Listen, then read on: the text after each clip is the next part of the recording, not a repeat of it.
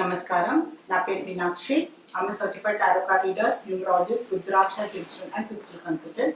2024 సంవత్సరం ఫిబ్రవరి మాసంలో 1వ తారీఖు నుంచి 15వ తారీఖు మధ్యలో కన్యా రాశి వారికి టారో కార్డ్ ప్రిడిక్షన్ ద్వారా ఎలాంటి పరిస్థితులు ఉన్నాయో చూసాము. సో మొదట్లో ఆర్థికమైన పరిస్థితి చూసుకుంటే మాత్రం వీరు ఫిబ్రవరి మాసంలో ఇన్వెస్ట్మెంట్ పరంగా వెళ్ళే అవకాశం చాలా కనిపిస్తుంది. సో రియల్ ఎస్టేట్ లో ఏదైనా అంటే ల్యాండ్ కొనడం, ప్లాట్ కొనడం, రియల్ ఎస్టేట్ లో పరంగా వీళ్ళకి చాలా రోజుల నుంచి సో ఇన్వెస్ట్ చేయాలి, ఈ సంవత్సరంలో ఏదో కొనాలి, సో ప్లాట్ అన్నా ఫ్లాట్ అన్నా కొనాలి, ఒక ఇల్లు కోసం అయితే ప్రయత్నాలు చేస్తున్నట్టయితే కనిపిస్తుంది. సో ఖచ్చితంగా వీళ్ళు ఒక భూమి కొనే అవకాశాలు అయితే చాలా కనిపిస్తుంది. అందులో ఇన్వెస్ట్మెంట్ పరంగానైనా సో వీళ్ళకి సొంతంగా ఇల్లు కట్టుకోవడం కోసమైనా ఏదో విధంగా ఇన్వెస్ట్మెంట్ ల్యాండ్ లో ఇన్వెస్ట్మెంట్ చేసే అవకాశం కూడా చాలా కనిపిస్తుంది. బిజినెస్ పరంగా చూస్తే మాత్రం సో చాలా రోజుల నుంచి కొంచెం డిసప్పాయింట్మెంట్ అయితే కనిపిస్తుంది వీరికి.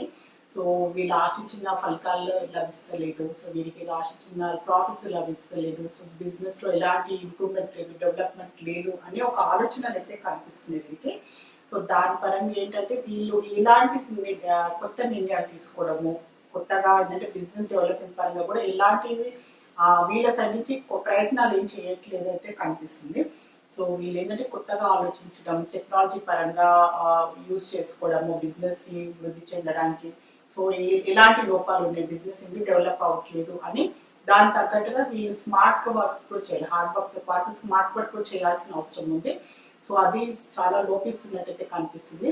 వీళ్ళ బిజినెస్ పరంగా సో వీళ్ళు ఏమైనా ఎక్స్పర్ట్స్ తోటి మాట్లాడడము, సో సలహా సంప్రదింపులు తీసుకోవచ్చు, ఎక్స్పీరియన్స్ పర్సన్స్ తోటి అలాంటి మీరు ఇలాంటి మార్పులతో పాటు చేస్తే మాత్రం బిజినెస్ పరంగా మీకు డెవలప్మెంట్ కనిపిస్తుంది, గ్రోత్ కూడా కనిపిస్తుంది. సో మీకు జాబ్ పరంగా చూస్తే మాత్రం మీరు ఏంటంటే ఎక్కువ రిస్క్ తీసుకోవట్లేదు, వీళ్ళ స్కిల్స్ అయినా టాలెంట్స్ అయినా కూడా.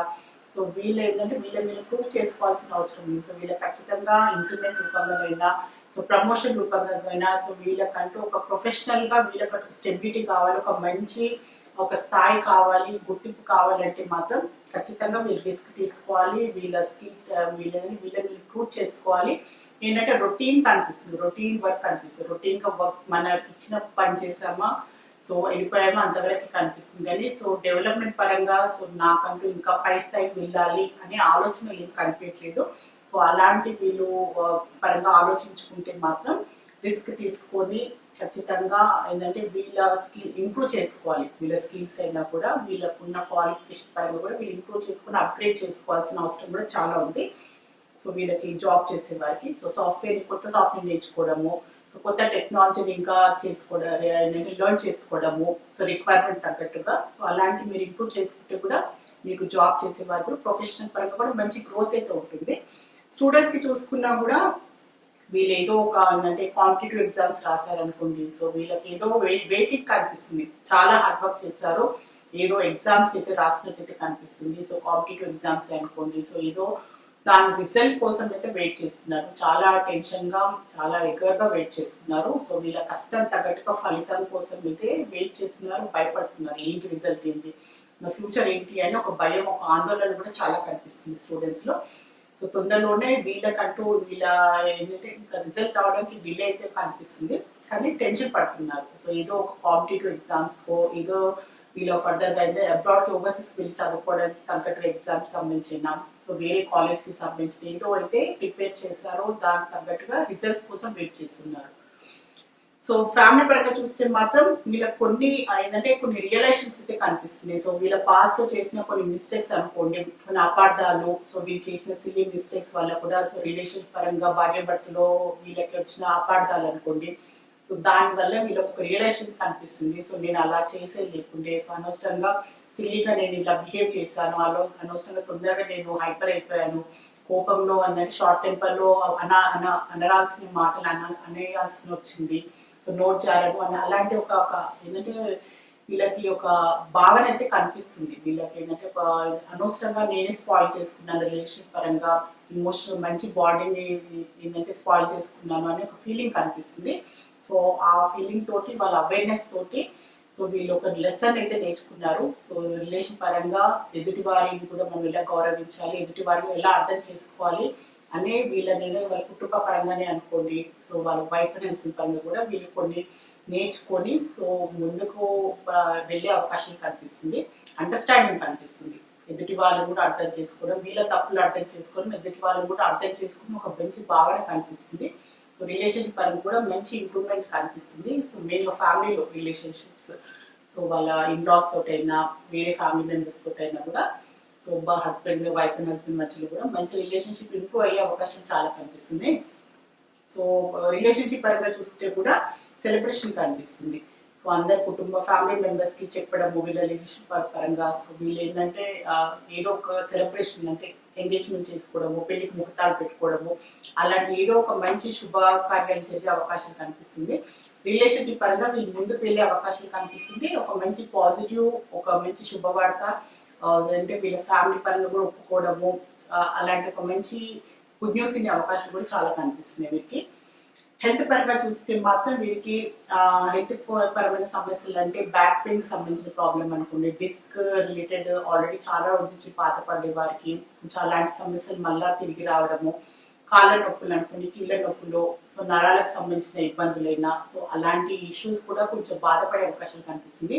ట్రావెల్ చేయడం వల్ల కూడా సో వీళ్ళకి ఏంటంటే బ్యాక్ పెయిన్ సంబంధించిన కాళ్ళకి సంబంధించిన ఇబ్బందులతోటి కొంచెం ఇబ్బంది పడే అవకాశం చాలా కనిపిస్తుంది. కన్యా రాశి వారిలో కొంచెం జాగ్రత్తలు తీసుకోండి. కన్యా రాశిలో ఉత్తర నక్షత్రం జన్మించిన వారికి ఏంజల్స్ ద్వారా ఒక మంచి అడ్వైస్ కార్డ్ అయితే తీస్తాము. సో తొందరలోనే సో మీకంటూ మీరు ఏదైనా పని మొదలు పెడితే సో తొందరలోనే దానికి తగ్గట్టుగా మీకు ఒక మంచి పాజిటివ్ రిజల్ట్ అయితే లభిస్తుంది.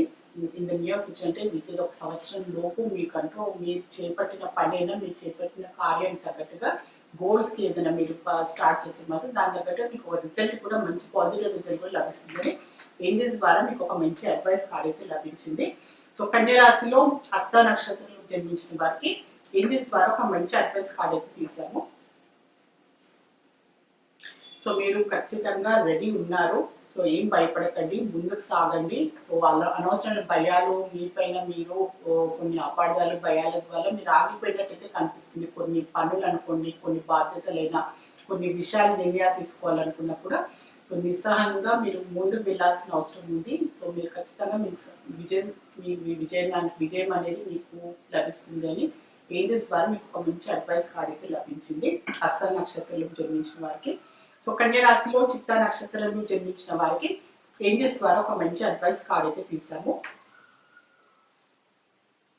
సో మీరు ఖచ్చితంగా సహాయం తీసుకోండి. కొన్ని విషయాలు కుటుంబపరమైన మీ ప్రొఫెషన్ పరంగా కూడా సో ఏదైనా మీకు ఇబ్బంది కలిగే పరిస్థితులు ఉన్నాయి. కొన్ని అంటే మీకు అంటే అర్థం కావట్లేదండి ఈ పరిస్థితుల్లో ఎలాంటి నిర్ణయాలు తీసుకోవాలి, ఎలాంటి ఏదంటే అనే కొన్ని పరిస్థితులు వస్తాయి అన్నమాట. సో మీరు తొందరపాటు నిర్ణయాలు తీసుకోకుండా ఖచ్చితంగా సలహా సంప్రదింపులతో పాటు డబ్బు పరమైన సహాయం కావాలనుకున్నా, మాట సహాయం కావాలనుకున్నా కూడా ఖచ్చితంగా సహాయం తీసుకొని మీరు ముందుకు వెళ్లాల్సిన అవసరం ఉంది అని ఏంజల్స్ ద్వారా మీకు ఒక మంచి అడ్వైస్ కార్డ్ అయితే లభించింది. సో కన్యా రాశి వారి ఫిబ్రవరి మాసం సంబంధించిన జనరల్ టారో రీడింగ్ చూస్తారు. టారో రీడింగ్ ద్వారా చక్కని పరిష్కారం, బెస్ట్ రెమెడీ, మంచి గైడెన్స్ లభిస్తుంది. మీలో ఎవరైనా టారో రీడింగ్ అపాయింట్మెంట్ కావాలి అనుకునే వారైనా, నేమ్ కరెక్షన్ చేయించుకోవాలి అనుకున్నా, న్యూ బోర్న్ బేబీస్ కి, బిజినెస్ ఆర్గనైజేషన్స్ కి నేమ్ సజెషన్ కావాలి అనుకునే వారికి మాత్రమే స్క్రీన్ పైన కనిపించే కాంటాక్ట్ నెంబర్ కి సంప్రదించగలరు. నమస్కారం.